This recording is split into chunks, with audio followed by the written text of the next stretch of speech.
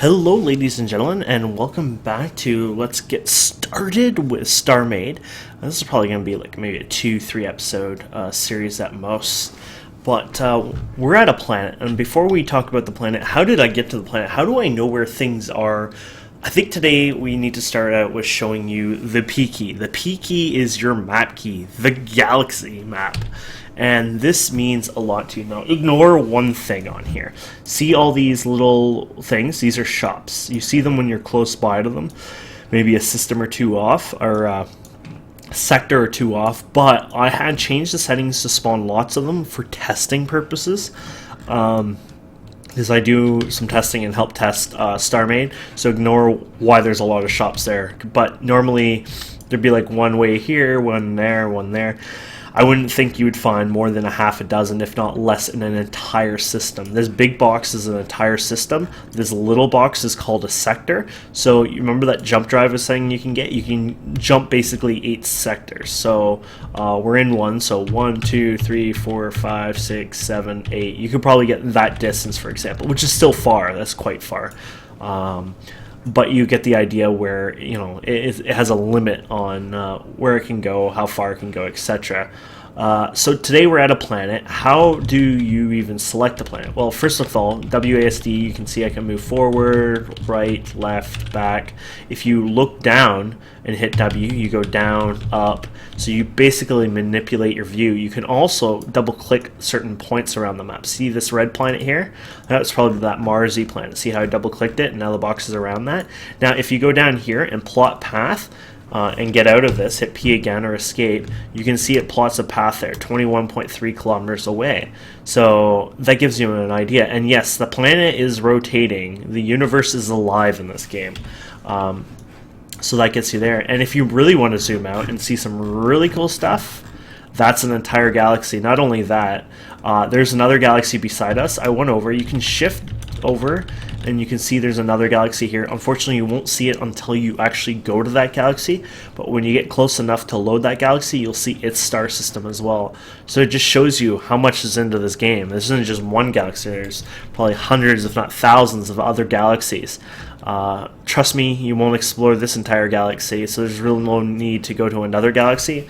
But if you want to, you know, go crazy, you can. So we've arrived at this planet. And if we get closer to this planet, this one was a really big one. It's derping up with my rendering right now. I'm not sure why. But this is a very, very, very big planet. I wouldn't say very big. I'm sure some people seen even bigger. But this is the bigger in the scale of what planets usually come in. The average is a lot smaller, but luckily today we got a nice big planet. So if we check the sun out, you're going to see that if we go to the sun side, it'll be a little brighter. You can see it trying to render and load it up. Ooh, there's a city on this side too. Wow. So if we let this load, you can go in here. This might be procedurally generated. It might be loading. It might be just me recording. It might be something else on my computer right now, derping up. It's usually a little quicker on this on the server anyways. But yeah, with the planet, some of them have these procedurally generated cities. These cities actually can be worth resources to salvage.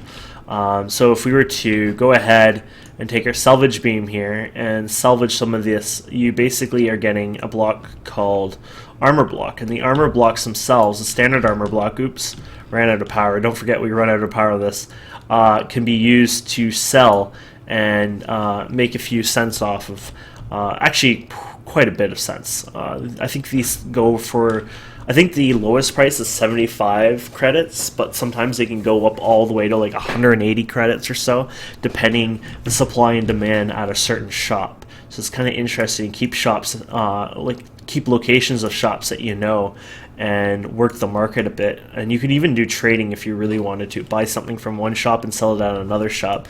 But it's a bit derpy. Please, you know, understand that this game is still an alpha game. The procedural generation is amazing, but when it comes to these little cities, this is how they generate.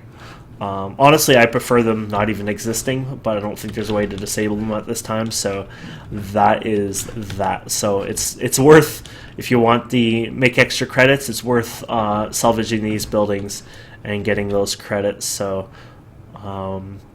That's one way, anyways, to start in the game. Where's that sun of ours? That's the sun, huh? Sorry, I say sun, star. When I'm on a planet, I think of it as a sun. When I'm in space, I always say star, but for some reason, it's just like, it comes into my head. So you remember when I told you we're on a planet, you can go and mine, etc. I'm going to get out of my ship, and we're going to do some hand mining, just for fun. My ship should hopefully stay there, kind of balanced. It's a bit derpy because of the type of ship, but yeah, we'll ignore it. So when you're on a planet, it doesn't matter if you have a salvaging beam or you're hand mining. Basically, anytime you right-click a block, you can mine it. So if we get close enough, you can mine it. So I wanted to show you how to get started in constructing, building your own things. So on this planet, we can see, oops, if we can get close enough. Well, that's fine. What we can do is we can go over here. Maybe we'll just do this top one then. Actually, you know what we could do? We could always place a block here too. There we go. Aha. So as you can see, these are the ores, and we're just mining them. Of course, they're quicker to do with this ship. And there's also... Oh, don't get in that lava. The lava, I think, does damage you. Oh, it looks like there's two different kinds of ores on this one. I think usually it's just... one ore, one crystal, or maybe it's one ore, so you probably won't find any crystals, but I'm not promising you. Maybe bigger planets have more than one that generate, I'm not sure. You can see it's a bit of a pain using the hand mining, but you get the gist. Because of the range of it, it can get a bit annoying.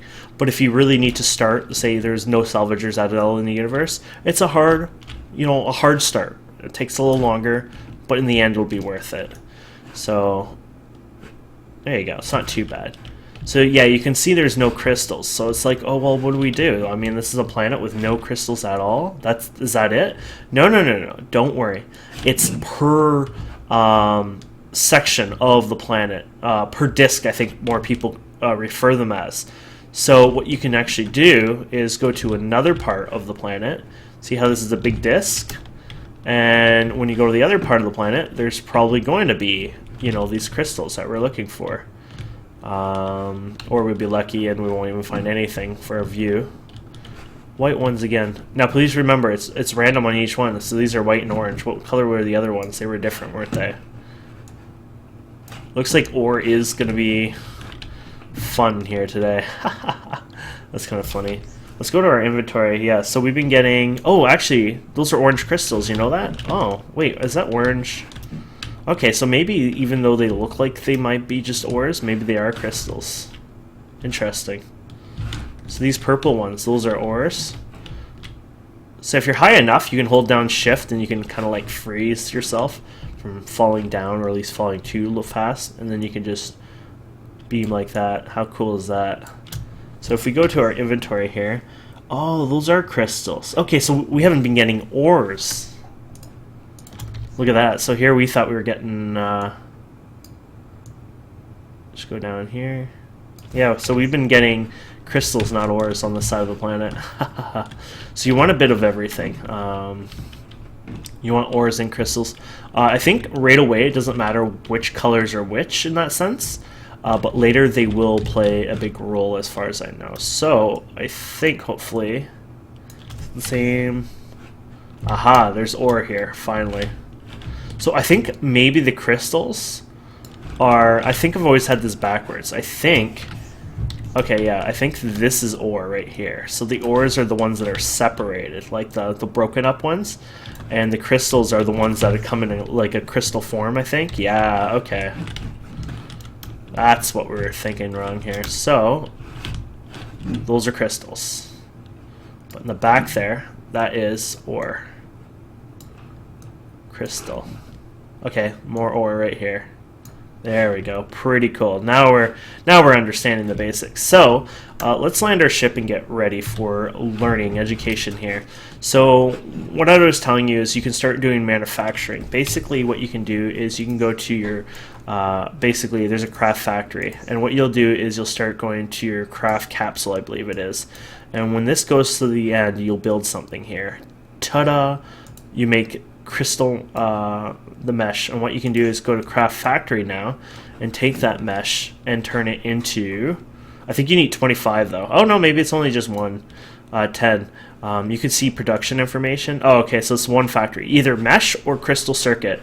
You can turn that in. So ore or crystals will turn that in. If we go back to craft capsule, you can see that these the ore will turn into mesh and the crystals will turn into circuits.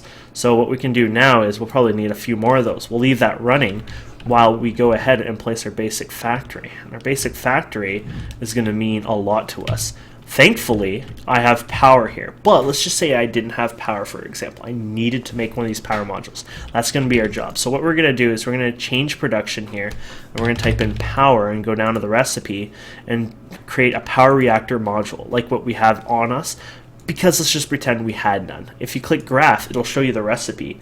Okay, so what you're going to need is metal mesh. Okay, so we're already doing this wrong, because I think we've been creating crystal circuits. So, oh crap.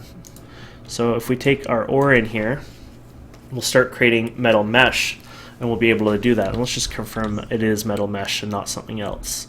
So you hit R to interact with the block, right? So go to graph and we see alloy mesh. Okay, so we definitely know that. It takes 20 of them. So that's just 2 passes. We should almost have that now. There we go. So we have our alloy mesh, and we put it in here. But the thing is, it has no power. Uh-oh. What do we do when we have no power? Well, this is the coolest part of the game. It comes with a power supply beam in your inventory that you can actually sit here, yes, legitimately sit here, and if you get close enough, you can actually start giving your factory power. So we're halfway. We should be in the next pass, should be probably enough to craft it.